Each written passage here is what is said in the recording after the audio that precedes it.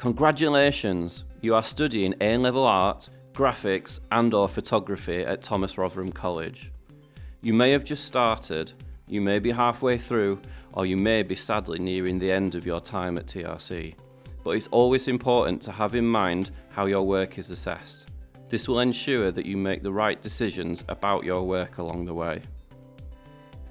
So here's an overview. At TRC, we study the Edexcel A-level in art and design, and it's important that you understand the structure of the course. The A-level is made up of two components. Component 1, which is 60% of your overall mark, and Component 2, which is 40% of your overall mark.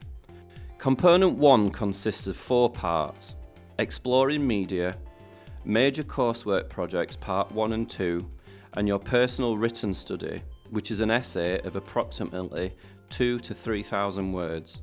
Altogether, this is 60% of your overall mark. Component 2 is your ESA, or Externally Set Assignment, which is a fancy way of saying exam. So now we know the structure, how is it marked? Creativity is subjective, so how do you think we mark it?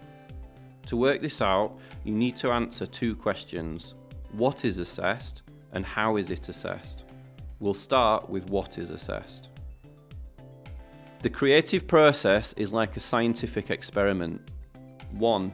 You start with a hypothesis, an idea, something to investigate and to test. To do this well, you need to find out about the idea and come up with your own way of investigating it. 2. You then test your hypothesis through a series of trial and error experiments. It's important that each experiment is a step forward from the last and not just a repetition. 3. The accuracy and quality of everything you do is vital, and this needs to be recorded accurately, otherwise you will not get 4. A meaningful result. You end up with a set of results.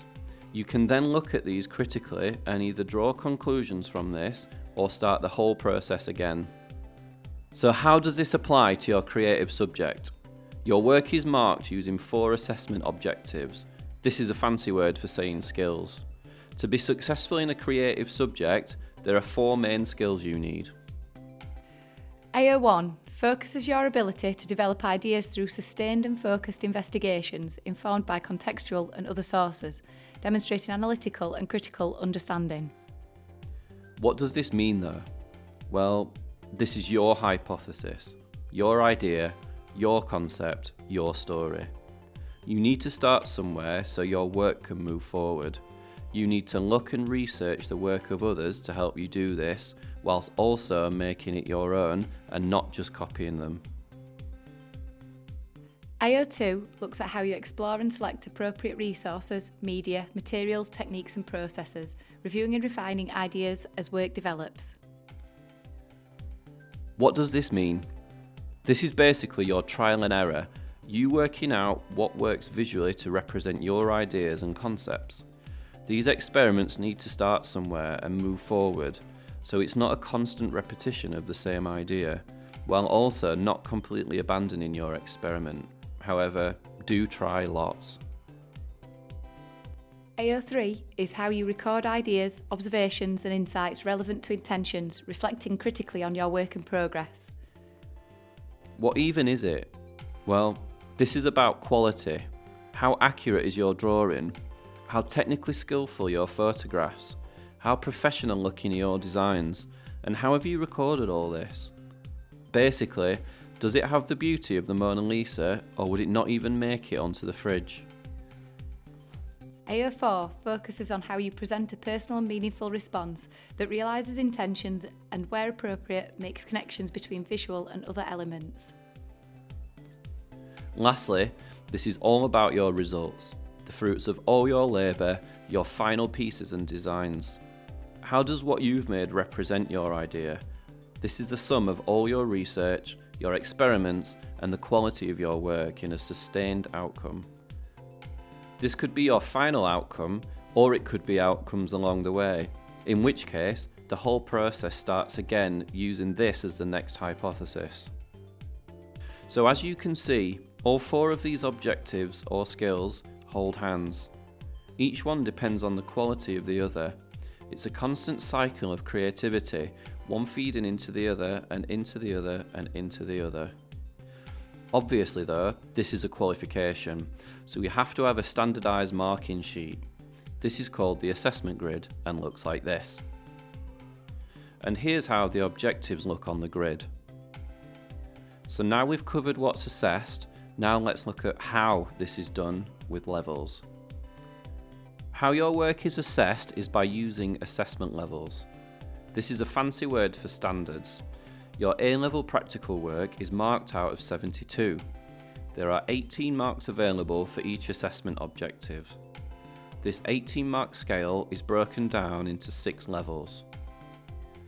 Looking at this another way, these are a bit like football leagues. Level 1 is the lowest level, as in playing football in the park with your friends. You may enjoy it, it might be fun, but it doesn't mean that you can meet the standard expected to play with recognisable skill. The levels go up accordingly through the leagues, all the way up to level 6. Now this is beyond even the Premier League, the best one, the one where the footballers are that everyone has heard of. Even those of us that don't like football. To be here, you need to be exceptional. So how does this relate to our assessment? This is a qualification and is assessed nationally.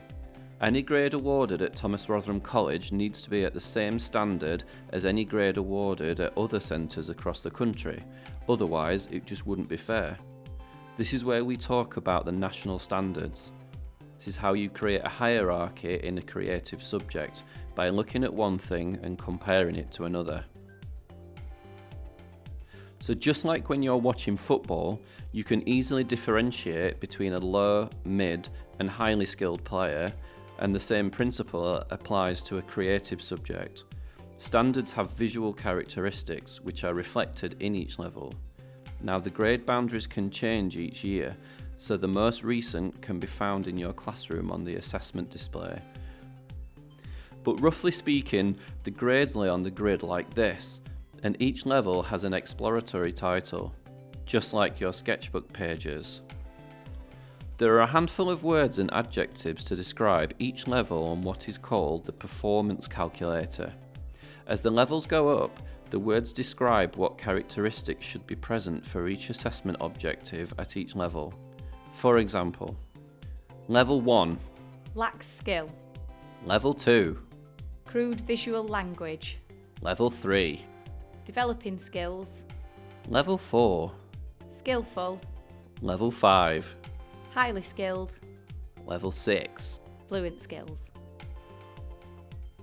All you need to do now is to understand and recognise what all those different levels look like. This will enable you to make informed judgments and decisions in your own work. And the only way to do that is to look at the standards, look at the standards, and look at the standards. So putting this all together, the assessment objectives are the 4 skills that are assessed, and the levels are the standard of those skills. That's it from me. If you're in class right now, you're likely to go straight into a standards activity after this video. If you're watching this independently, standards are available here on Moodle for you to have a look at. The more of these you look at, the easier you will find it judging standards. And the more accurate your understanding of standards and requirements, the better equipped you are to get a great A-level.